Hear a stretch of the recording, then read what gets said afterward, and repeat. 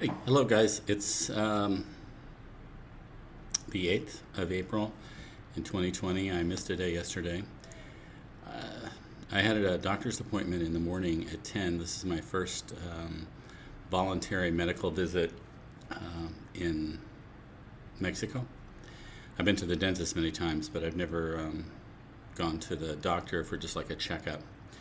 One thing that's different about that is that in Mexico, you go and have your blood drawn, and whatever tests you think are necessary, or the guy drawing them thinks are necessary, I'm not sure how that works, ahead of time, and then you get a paper that you take to your doctor. It looks like this. It comes in an envelope.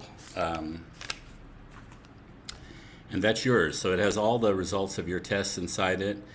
My particular battery of tests cost 1,250 pesos, which, as medical bills go in Mexico, was more than I expected, but it's, almost free compared to the US.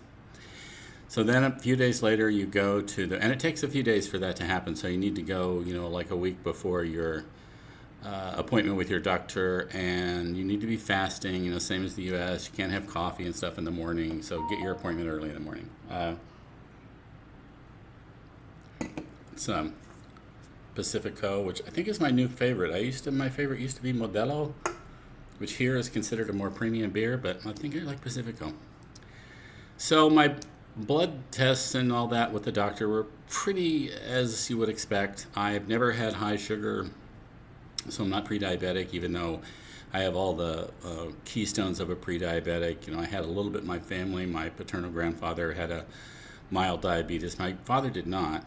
I'm overweight. I have some neuropathy in my feet. All of these are keystones for diabetes, but I don't have it. The uric acid is high, which is an indicator you might get gout. My dad had gout. He told me it was so painful, like you can even put a sheet on top of your toe. So might be thankful for my neuropathy in my feet someday.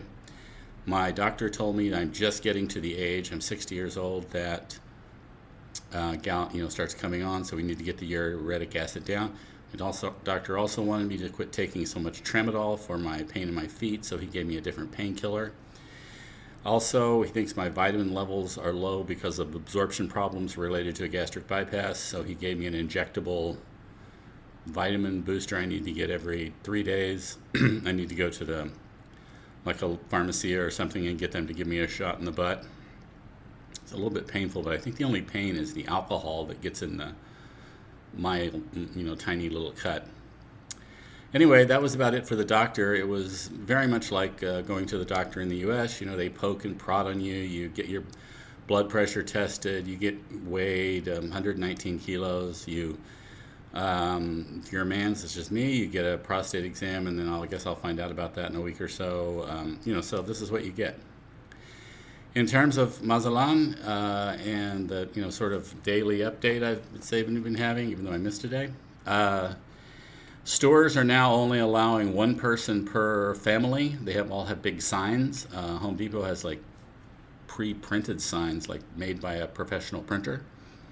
But other big stores, Soriana, Walmart,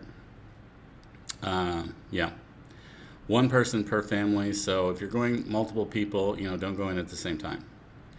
I went into Soriana yesterday to try to find this awesome shirt. And the people in front of me were two, and the lady was, not happy, super not happy. I don't know how it ended up, but I got in. Other than that, it's about the same. I don't think any more businesses are going to close because they just can't. The businesses, there just aren't that many businesses closed. The businesses that are closed because they have no customers. Obviously, everything in tourism is closed. Some of the big businesses that are, Soriana is what they call a hypermarket. It's really kind of like Target, except in front of it they have some independent businesses. Most of those are closed, like makeup and an eye exam place and stuff like that in the front of the Soriana. I think a lot of Walmarts have that too. Those businesses are closed, but it's just a lack of people. I don't think there's any widespread rule that they have to close. I have heard, but I haven't been able to confirm, that schools are not going to open on 1 May. It might be as late as 5 May. As I say, I haven't been able to confirm that, but I did hear that. Other than that, things are about the same. It's getting to be late spring or early summer. Well, I guess not really late spring, but spring is moving on to summer. It's getting warmer here. I mean, today it was up to like 30 degrees, which is, given the humidity here, is getting pretty uncomfortable. That'll just get worse until about November. I was here last year in July and August, and it's pretty uncomfortable. So hopefully I'll have something to talk to you about tomorrow, and until then, adios.